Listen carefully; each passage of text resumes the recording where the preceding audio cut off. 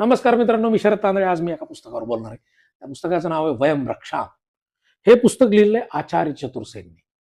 रावण राजा राक्षसांचं पुस्तक लिहिताना आणि आता बळी चक्रवर्ती लिहिताना ज्या पुस्तकाचा मला रेफरन्स म्हणून फायदा झाला त्यातलं सगळ्यात महत्त्वाचं पुस्तक आहे वयम रक्षा. हे वयम रक्षा हे पुस्तक लिहिलेले आचार्य चतुर्सेननी स्वातंत्र्याच्या आधी, म्हणजे साधारण 1947-48 पुस्तक आहे. आणि ह्या पुस्तकाला प्रस्तावना आहे भारताचे पहिले राष्ट्रपती डॉक्टर राजेंद्र प्रसाद यांची. त्यांनी संस्कृतमध्ये प्रस्तावना दिलेली आहे. याच्यावरून अंदाज येतो की आचार्य चतुर्सेन किती मोठे होते.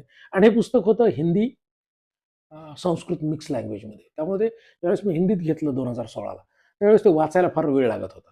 आणि माझी तेव्हाच इच्छा होती की हे पुस्तक मराठीत यावं, कोणतरी वाचावं, कोणतरी बनवावं.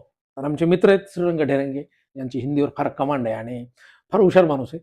त्यांनी हे पुस्तक इतकं सुंदर मराठीत अनुवादित केलंय आणि आपल्यासमोर आणलंय. तर महाराष्ट्रातल्या मराठी ज्या इन्थुजियास्टिक वाचक आहेत, सगळ्यांना मी विनंती करेन, तुम्हाला भारतीय मैथॉलॉजी, भारतीय संस्कृती आणि रामायणाच्या कालखंडाच्या आधीच्या घटनांचा वेध घ्यायचा असेल, वाचायचा असेल, तर त्याच्यासाठी आचार्य चतुर्सेनचं वयम रक्षाम हे सगळ्यात महत्त्वाचं पुस्तक आहे. तर तुम्ही निश्चित वाचा आणि प्रतिक्रिया